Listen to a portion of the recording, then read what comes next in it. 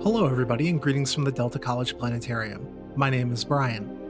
On December 21st, 2020, a rare astronomical event will occur in the sky just after sunset.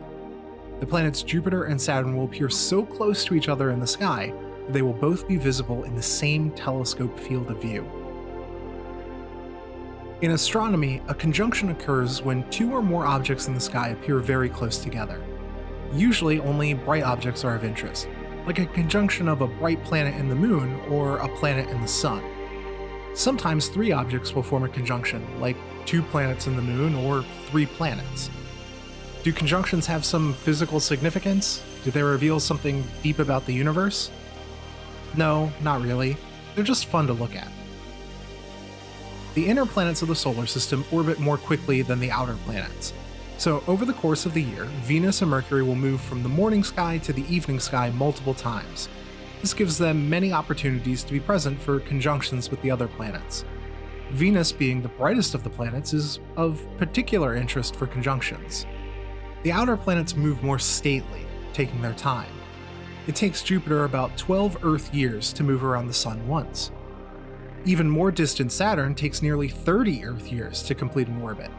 While Jupiter and Saturn may independently encounter bright stars, star clusters, the moon, or a planet like Venus, they are only rarely in the same part of the sky at the same time. To see why this is so rare, let's examine the solar system from above. Here are the orbits of Saturn and Jupiter. We'll start at some point in time when they're lined up with the Sun, and we'll ask, when will they be aligned like this again? For this next part, we need to be more precise with the numbers.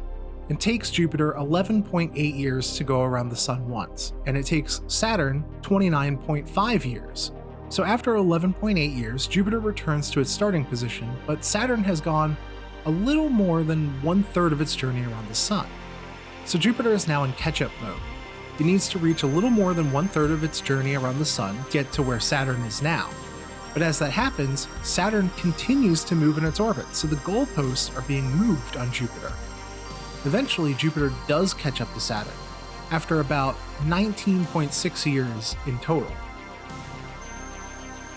We can see this in another way by adding Earth, and drawing a line from Earth to each of the planets. When the lines cross, then from Earth, we will see the planets very close in the sky. It is the combined motion of these three planets that contributes to the length of time we observe between conjunctions of Jupiter and Saturn. When these events happen, they are called great conjunctions. Here's what to expect for the Great Conjunction of 2020. Jupiter and Saturn are already pretty close in the sky, and as we near December 21st, they will appear ever closer. Look for them low in the southwest just after sunset. Jupiter is the brighter of the two and will be easier to spot sooner. Jupiter appears as a very bright point of white light, like a very bright star. Saturn will be nearby as a distinctly dimmer, but still bright compared to most stars, point of yellow light. On the evening of the 21st, after sunset, the planets will appear very low in the southwest.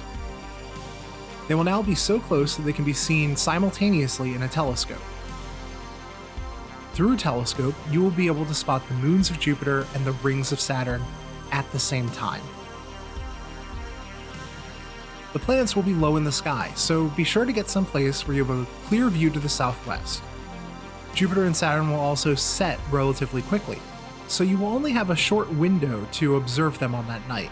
Jupiter and Saturn will remain very close for a few days on either side of the conjunction, so they will still be a fun sight. But the big show is on the evening of the 21st.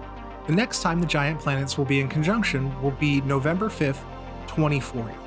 So take advantage of the opportunity to see two of the great solar system sites so close together in the sky this month. This is Brian from the Delta College Planetarium, wishing you clear skies.